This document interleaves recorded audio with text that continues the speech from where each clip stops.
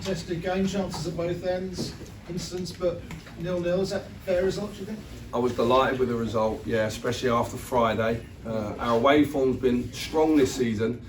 Obviously a blip in the last two, so it was important we came in, was hard to beat, and defensively I thought was good all game. I thought our goalie had a strong game. That's the fourth centre-half pairing we've used this season. We're very fortunate at the club to have 4 excellent senior centre-halves. And I was delighted. We had a couple of chances where I thought we could show a little bit more belief.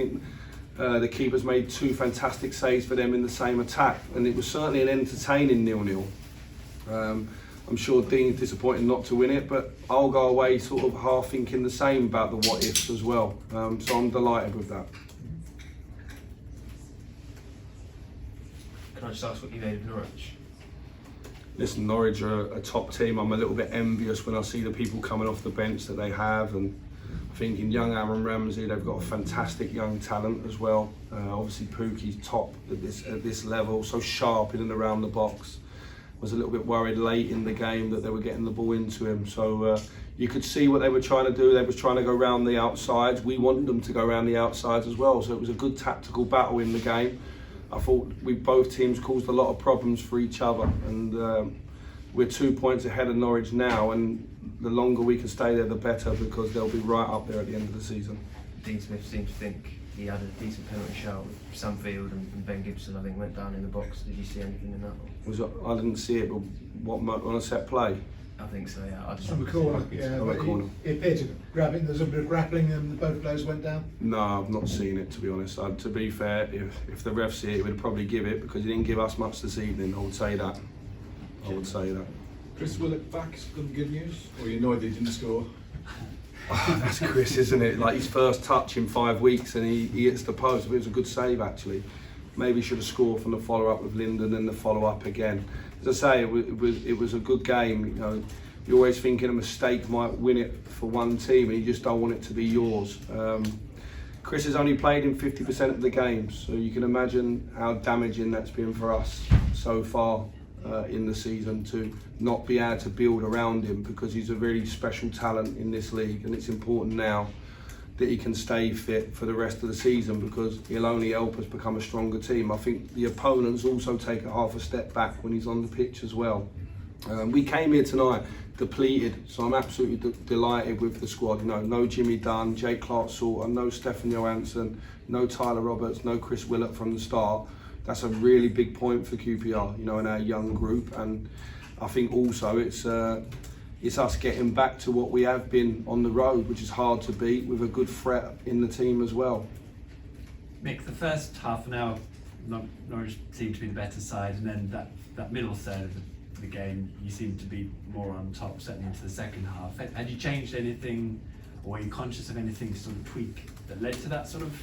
I think there might have been a nervousness in us from the last away game for sure. You know, we didn't start well, and maybe we were trying to hold on to what we had. There's a little bit of a belief thing, you know, with 1 or 2 players, that we should be able to come to places like this and play more on the front foot. I reminded them that at half time, and I thought we responded, but I did feel, you know, start of the game and the end of the game with the crowd and the quality of player they've got, that they will put you under pressure. We have to stay strong in them moments, and we did tonight. Look, Senny made 2 or 3 really good stops, and I thought in the main, you know, the possession stats will show that Norwich had the ball, but they pretty much had it across the back 4 where I wanted them. It wasn't like they were playing through us. It was, our tactic was to allow their centre halves to have it and their fullbacks, and maybe their front players not touch it as much, and I was delighted with that. I just felt in 1 or 2 moments, 1 or 2 of our players lacked belief. We had good moments when we won the ball to take us up the pitch and maybe create more and go and get a goal. Look, overall I'm delighted, but there's always things as a manager you want to push with your team, of course. And this can be a really hard place to come to as an away side, but can you also sense here there's an edginess to the crowd even when it's not going well at the moment? There's certainly an expectation, and I'm sure that's fine. Dean's aware of that, his staff are. It's a nice expectation that, you know, you believe that you should be up there and fighting for it. I don't have the same expectation. We're on a fantastic journey of the underdog and punching upwards up the league, and I'm quite happy with that because I know the expectation, you can feel it in the crowd and stuff like that. They're a good team. They're a good team. They won 6 on the bounce, then they had a rough patch, bounced back at the weekend, and listen, we're a good side, so they shouldn't turn their nose up at the point this evening because we're a good team. Thank you. Mick, how can we improve the standard of refereeing in the EFL? Because there does seem to be a general consensus that the court is getting lower and lower. I mean, Dean was obviously not happy with the performance neither tonight. I don't want to be referee bashing, to be honest. I don't want to do that. Being constructive. Yeah, look, sometimes they put themselves on a knife edge. Are we letting things go, or we penalising everything? You know, last Friday, in a big moment, the referee didn't send off a player against us, which would be a yellow card. It would have been a yellow card this evening, so it's a second one. And I think obviously if VAR's in the Premier League, will that help the referees in our league? If it's managed properly, it depends whether you like it or not. What I do think it does is it makes the game fair. There's less controversy afterwards because we all get to see it, and ultimately I think that's what we all want as managers, some consistency, but it's human error as well, isn't it? I wonder what the fourth official is actually helping with, because at times the referee's blind, and every time I ask them, it's, oh, I don't do that, I don't do that. Surely all 4 of them do everything to help each other. And I'm not an expert on it, but maybe that, you know, maybe that role of the fourth official could be more, because he's seeing it from. But sometimes we get irate as coaches on the side because he's seen something we've seen, and they won't talk to each other. Did you fear the worst when Chair was chasing Cam while he went down last map?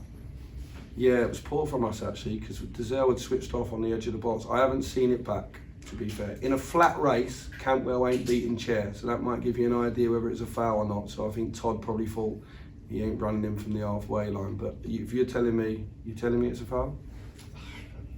There was definitely contact.